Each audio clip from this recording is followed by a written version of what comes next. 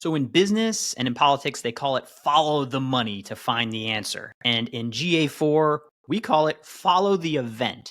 Events are everything in GA4. That's how they built it. That's how this works. And so we're going to get down to the metal here and say, like, what are the events behind everything? And that, whenever I have a question, that's where I go to. So I have with us today Axel, our senior data engineer here, who's going to help me understand these events. And just to go through them, we have two buckets of these events. We have the primary events, and then we have enhanced events.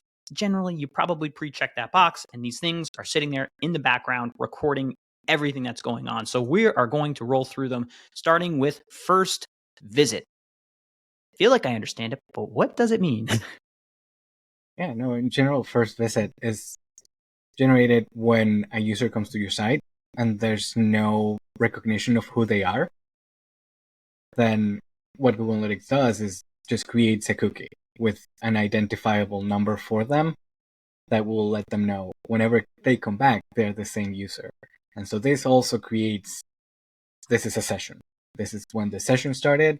If the user already existed, it just generates a new session. That's the first visit. Gotcha. And I believe there's a 10-second count that is triggered behind this, right? So if I leave after 5 seconds, I'm not a first visit. Right. And that includes my active screen or not active, right? I have to be an active screen for at least 10 seconds to trigger this first event. Great. Next up, page view. I feel like I understand it, but wait a minute, there's something tricky in here. Can you explain page view event for GA4? The page view event is still pretty similar to when we had that page view hit or page hit. It happens every time that you load a new page. So once a page loads, page view event would be generated. So it's like my 1990s page hits when I would just sit on a site and press refresh a bunch of times and say, look, 37 people came. Not exactly, because we're just seeing that page, right? It's not 37 people. It's not the users. It's just, but it would be 37. If I hit here and hit refresh 37 times, because that's how I spend my time, would I record 37 page views? That also wouldn't be exactly the same, right? Because you're not letting the page completely load to get that page view event. If you're just constantly refreshing. Oh, interesting. Okay. So the whole thing has to load, and that's very important. So it's like this DOM load element of like, did I get all of the like footer and oversized imagery that obviously I have to ram on my pages? All right. Next up, session start. So it starts immediately on site load in the foreground. So what does session start actually mean? So aligned to that first visit, right? We have first visit for a user to generate the user. Session start, when it actually collects that or starts creating the session for that user. So once we have a new user or a user visiting, then once the session start event comes through, then we're deciding this is the moment we start counting. This is a session, and everything that happens within this interaction with your site is within that session. Again, as you mentioned, when the page is active. Gotcha. So this is like the track coach setting your timer when you start your lap. And if you are not on the track, it's not starting. And that coach starts it, and it's like waiting to see how long that session is. And the coach gives up after 30 minutes and walks away from the track? After take this metaphor way too far. If you haven't been there that track. 30 minutes. Mm-hmm. Yeah. So hopefully it doesn't take you 30 minutes to run a lap because the coach is walking away. Unless you trigger another event on page, which we'll get to. All right. User engagement is triggered when the user has the site focus, no background tab for at least 1 second. So this is like Insta-coach. Like right. You are in that page 10 clicks after, I thought it was 10 seconds. Well, the user engagement says for at least 1 second. The session start was just a timer start. So I guess both start immediately, but user engagement, I see it as the user has the site in focus for at least 1 second. Right. Okay. So that does kind of assign to the engage session. Gotcha. If you're coming in just right. Yeah. First open. When a user that hasn't been to the web or app before opens a page. So this sounds like it's cookies. I thought everything was event-driven in GA4. It is almost all of it. But the thing is, with GA4, you still need to have a general sense of what you want to calculate for that session, for that user. So first open allows to keep those cookies or that generalization of who this person is or having a visitor for when they come back. Great. All right. Now let's go through some of the enhanced events where we have scroll. This makes sense. When a user gets down 90% of a given page, I mean, that's pretty 90%. deep. That's the default. Wow. It's interesting That's that deep, the default I is can just change that, right? Yes. So, for example, if you're using Google Tag Manager, I would say please do.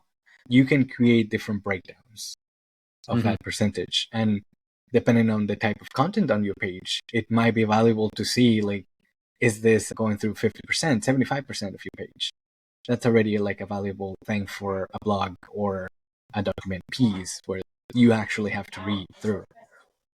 How engaging I could imagine a long page that has a video at the top, and it's a complete success when somebody watches that video, but they didn't make it 90% down the page, but they watched the 5-minute video. Maybe you were watching this video right now on this page, and you're not going to scroll to the bottom. You didn't hit that scroll. That's curious. All right, outbound click. An outbound click, basically, if you click on a URL somewhere on your site that sends somebody off of that domain, it just tracks it, right? Yeah. But does it save the URL information, like what was clicked on, or is it just logging it blindly?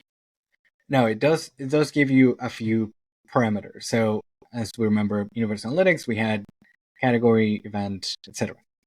In GA4, now for the events, we have parameters, and we have different values that we can set up for everything. By default, all these enhanced events that GA4 creates, they will have their own parameters.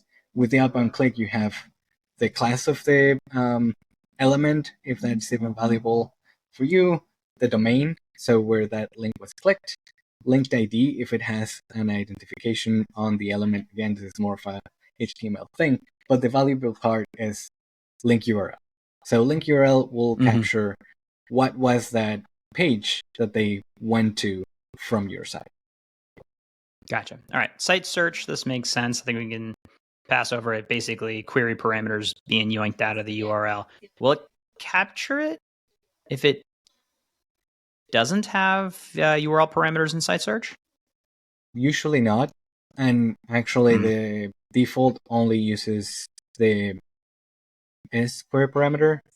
You can add other options in your admin settings, but if there was a search that wasn't updated that way, it would by default not capture it. I love this next one. Video engagement. It automatically logs this for most embedded videos, I think from Vimeo and YouTube at the very least, when you have those frame players, and it has like video start, video progress, and video complete. These are pretty great. Yeah, this is awesome. And it's something that is pretty cool about GA4 is that by default, you can just toggle this in the settings. You don't have to set anything or having to know any specific coding knowledge or having any coding knowledge for this. And if you only have those YouTube, Vimeo videos embedded on your page, then they will be able to trigger these events. Progress, I believe it goes from 10% to 75%. Yeah, I see it as 10, 25, 50, 75 based on when I took these notes, but frankly, it changes regularly. You know, talk to your doctor, results may vary. This is a great one, though, because I am big on embedding videos into the site. It increases the potential engagement and gives you second bite at the apple when you are promoting your YouTube videos. It is a big asset in content marketing strategy. All right, last one here, file download. It's recorded when a user clicks on common file extensions, and there's like a long configurable list, but out of the box, yes, they have PDF, your docx, your CSVs, your MIDI. I like it. Gets those MIDI files that obviously your crew loves. That MP4 that you uploaded there, but valuable like CSV files as well are being called there. So. Yeah, and this is great for organizations that end up with that type of, hey, download this for this extra resource. And when we look at all of these events as a whole, this is what all metrics are generated from. Some combination of this bucket of events plus the magic of cookies. And I use the word magic because I don't fully understand how Google's using them sometimes in some places and not other times in other places. But there you have it. All right, Axel. Anything else to add before we roll off? Yep, there is one newest one that is form interactions. So there are two events, form start and form submit. They could be very annoying if you just let them go rogue because any form on your site will trigger them. But they might be valuable if you're actually looking into email submissions and newsletters. Yeah, I mean, it's a good reminder of why, with all of these events rolling around, why it's important to set your conversions specifically for the events that matter, because some of these things are just firing nonstop all over the place. And so aggregate events are not really what they used to be.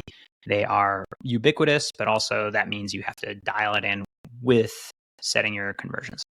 We have extra resources on this at wholewhale.com/analytics, where we love geeking out to all of these things all of the time about GA4. Thanks, Axel. Thank you.